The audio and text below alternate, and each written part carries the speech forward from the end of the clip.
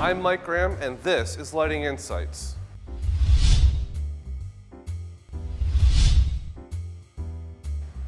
Today, we're going to be talking about environmental lighting. More importantly, how to try to emulate what you see outdoors, indoors. So let's go ahead and take a walk and see how that works. So we want to talk about natural lighting and how natural light works. So what better place to come to than a park? So we're outside in the sunlight. It's a partially cloudy day, which is pretty normal here in South Florida this time of year. And you can actually tell by looking at our subjects that they're pretty well lit. There's a lot of shadow on them, and that helps our eyes see dimension. The more shadow that we see, we actually interpret that as a dimensional change. This helps us define things that are from being two-dimensional into three-dimensional. And this is very important when thinking about lighting environments. So now that we've seen what natural lighting looks like outdoors, let's go back to our theater and try to reproduce this whole shot indoors. So here we are back in our theater, and right now it's a black box.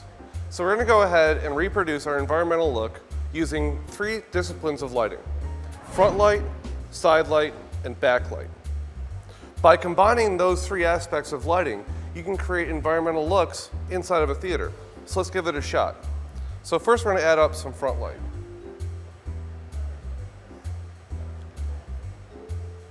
So by adding in front light, we can again see our subjects. But as you can see, they're a little bit washed out because it is just front light. You don't get a lot of definition and they look very two-dimensional. In order to add some more dimension, we're going to add in side light. My theater professor used to tell me that side light is your best friend. And the reason for that is because it adds a lot of dimension back to your subject. So now you are seeing more facets of what you're trying to look at. It looks a lot more natural, and it's a lot easier on the eye. It also makes it a lot easier for your audience to engage with what's happening on stage.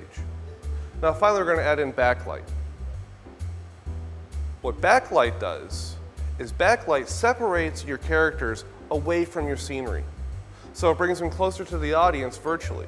This is a really important aspect when you're trying to let your actors tell a story. So as you can see, by adding all these facets of front light, backlight, and side light, we're able to create an environmental view. Let's say that your scene requires a time of day change. It's not a problem. Same basic principles of front light, side light, and backlight, but you're going to add in a few more elements. This is a really good application for top light. What top light does is it gives you an overall wash of your scene. So as you can see, we're still sitting out here with our look from daytime.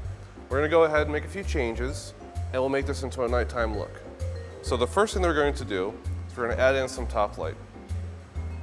I like blue and green because it gives your eye a nice transition. It also kind of emulates what your mind thinks is nighttime. I'm going to lower my front light, side light, and backlight to a lower level so that you can still see your talent on stage, but it's obviously nighttime. And the last thing we're going to do is add in some Breakup Gobos. Breakup Gobos allow you to simulate shadows on your subjects in any scene. They're particularly effective in a night shot because they give you great shadow effects. And this is what they look like. By adding in those shadows, you have a lot better dimension and a lot better depth. In a night shot, this is important because you aren't using a whole lot of light to create your effect. And that about covers environmental lighting. Remember, the whole key here is front, back, and side lighting. As long as you have those elements, you can never go wrong. Thanks a lot for watching. I'm Mike Graham with Lighting Insights.